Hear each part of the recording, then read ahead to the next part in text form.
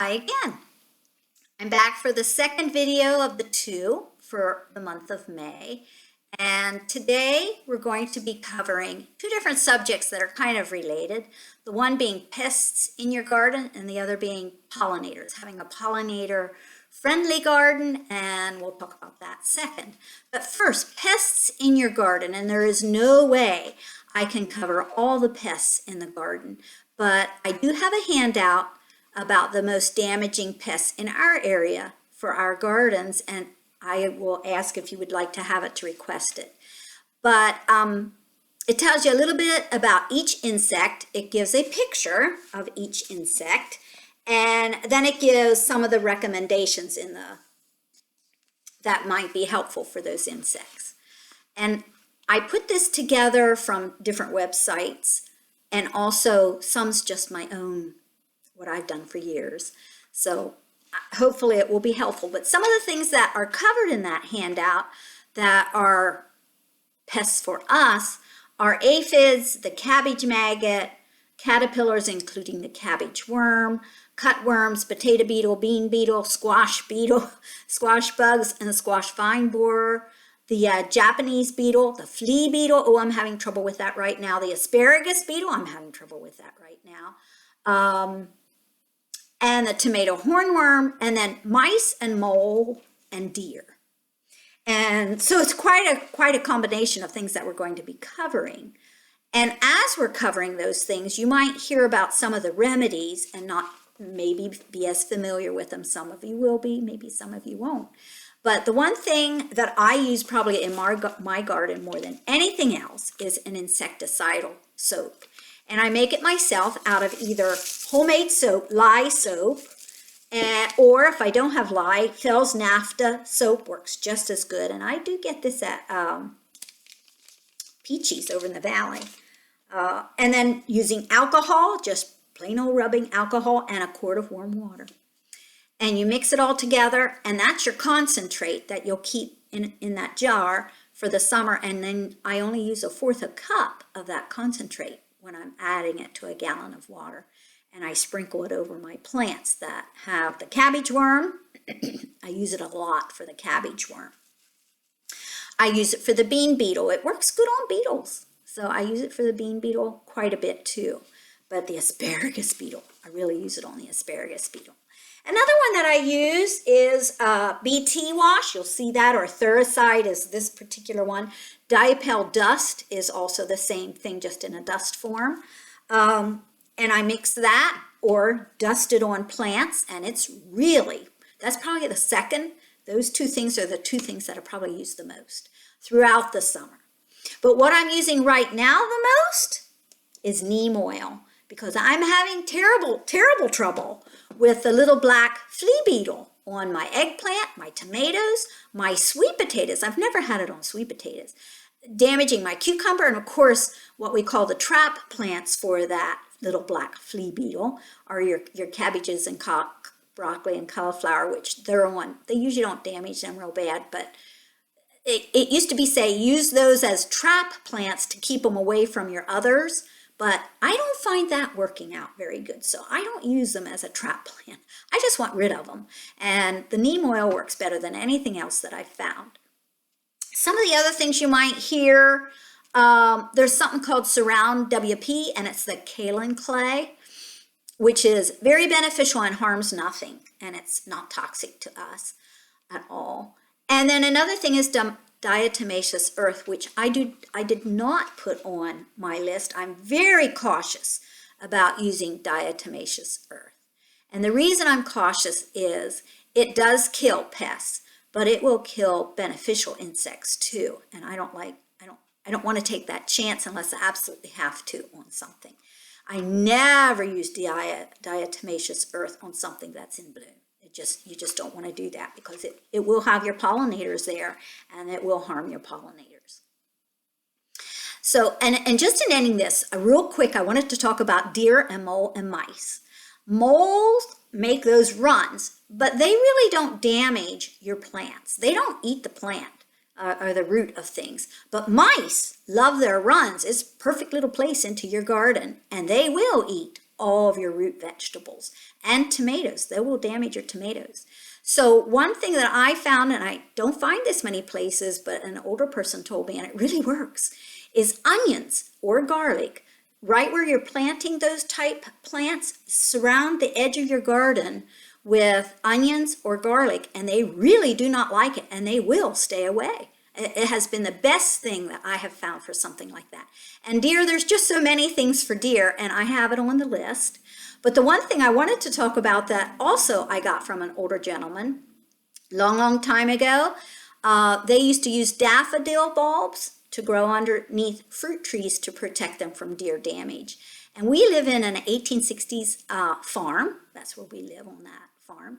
And when we moved here, every single bush in the yard and every single fruit tree that was here had them under. And I have really old fruit trees. I have a very, very old apple tree, and it just was full of daffodils underneath, which I thought, oh, aren't they pretty?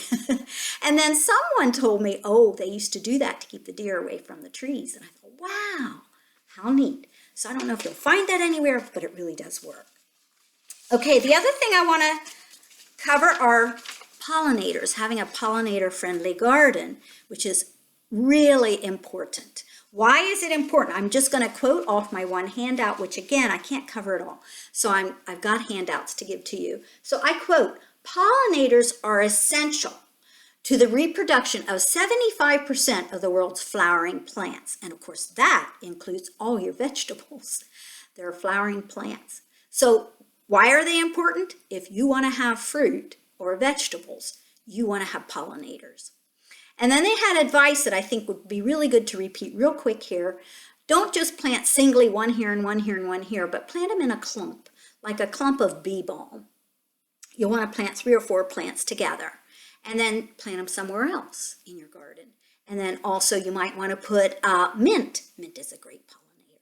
Let it go to bloom, basil, whatever, and plant that in different places if you're using it as a pollinator. And mix your colors. Insects, pollinators are attracted by scent and by color. So mix your colors up so you have a variety of colors. The other thing, they need habitat. So you want to make sure that you have water nearby. And you'll often see gardens sometimes have old dead wood as a decoration. Well, it's more than a decoration. It is a habitat for those pollinators. Old fence posts, we have a pile of them. Great for pollinators, but have something that gives them the habitat, open space in your ground, because a lot of pollinators actually live in the ground. Plan your garden thinking of the seasons, that you have some things that bloom early in the season, mid-season, and late season. There aren't a lot of early bloomers. Penn State University, I listened to a webinar from them, and they had the red bud, the red maple, and the red twig dogwood as trees that are some of the earliest pollinating bloomers that will draw your pollinators in. Mid-season, there's quite a few, and then your end season, there aren't as many either, but the aster family is great, just great. And they had 5 musts, and of course I've mentioned those. And the other ones that they had was some of your mid-season being your mint family, mountain mint particularly, which I've planted this year from their advice. Anise hyssop, your bee balm. Oh, bee balm, so good. That's why it's called bee balm. And milkweed, and the purple coneflower, or echinacea, some people call it, is a marvelous pollinator to bring in pollinators. It's a pollinator plant. So I have that handout, but I also have the top 30 plants that attract pollinators, and it has the picture, what zone they live in best, and their name, and it's really a great handout to keep as a resource. Wonderful, wonderful handout to keep for a resource. So I have 3 handouts that you can request, and I would send them to you. Again, rmassartnersips.com. 2 other things that I recommend if you ever want to look for a reference book about the things that we've talked about this particular video sessions, video 1 and video 2. Carrots Love Tomatoes by Louise Roit is probably my best reference book.